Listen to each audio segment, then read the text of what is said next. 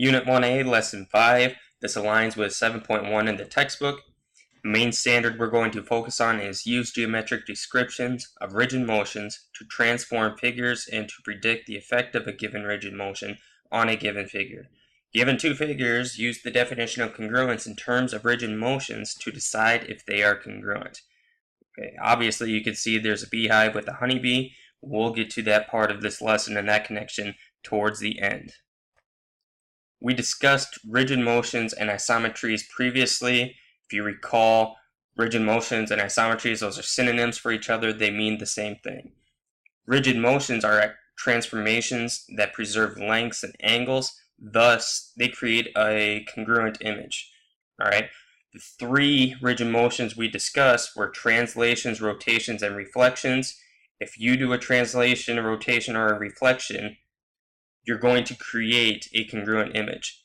Dilations were the only transformations that we discussed that were not rigid motions. A dilation either creates an enlargement or a reduction. In this first example, we want to visualize the effect a given rigid motion will have on each polygon. In this first example, we're going to be dealing with an equilateral triangle. Equilateral, all three side lengths are the same. So if we're focusing on this equilateral triangle, over to the left, I've constructed three lines that go through each side of this equilateral triangle. What we're going to do is reflect this equilateral triangle across each of these sides, across each of these lines. Okay? So what I want you to do right now, you can pause the video. If we reflect this triangle 3 times across all 3 of these sides, what type of shape are we going to end up with in the end? Okay, so you can take some time, pause the video, visualize what we're going to end up with. So first, if we reflected across this red line, that would give us this shape right here. Okay? Then if we reflected across the green line, we'd end up with this. And finally, if we reflected across the blue line, we're going to get this shape. So if we reflect an equilateral triangle across all 3 of its sides, you're going to end up with a triangle, and this is still going to be an equilateral triangle. All the side lengths are a distance of 2 units, so this is still an equilateral triangle. One thing to be aware of, there are no gaps after we have reflected this equilateral triangle across all 3 of its sides.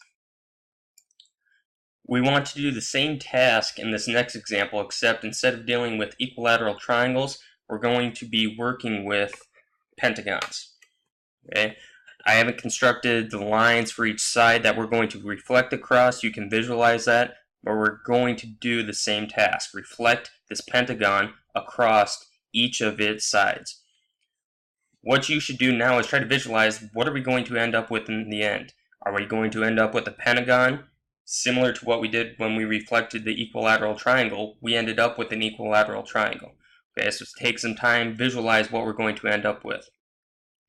If we reflected across this top left side first, I'll move this pentagon over here.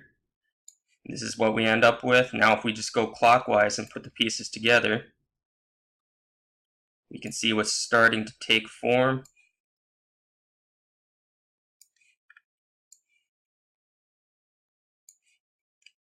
Finally, the last piece. So if we reflect a pentagon across all of its side lengths, in the end we do not end up with a pentagon.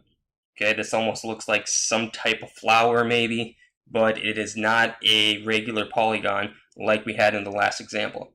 Also, something else to notice is the pieces do not fit together nicely. We have all of these gaps that occur after we reflect it. Okay, so there's just some practice visualizing what's going to happen if we reflect a regular polygon across each of its side lengths. When dealing with equilateral triangles, they fit together nicely. When dealing with pentagons, they do not fit together nicely. To end this lesson, we're going to discuss the honeybee conjecture. Okay, that's why I had a picture of a honeycomb on our first slide. The honeybee conjecture says only 3 regular polygons exist that when put together leave no gaps in their structure. That's the equilateral triangle, which we discussed on the first example, squares, and regular hexagons. Okay. Over 2,000 years ago, a guy determined that a regular hexagon is going to be the most efficient. Okay. That's why honeybees use regular hexagons to construct their beehives. It must use the least amount of material, otherwise they would use other shapes. He had no way of proving this. It wasn't until 1999 that a guy came up with a long proof that verified why honeybees use regular hexagons. Now we can relate this to science and Darwin, survival of the fittest. Okay? If you think about honeybees, way back when, they probably made or constructed their beehives with different shapes. The ones that were able to use the least amount of material and leave no gaps in their structure were the most efficient. They were the ones that were likely to survive. So over the course of time, these are the honeybees that have evolved and that we have nowadays. So to summarize this honeybee conjecture, out of all of our regular polygons, whether we have equilateral triangles, regular pentagons, regular octagons, all of those different regular polygons, only 3 exist that when put together leave no gaps: equilateral triangles, squares, and regular hexagons.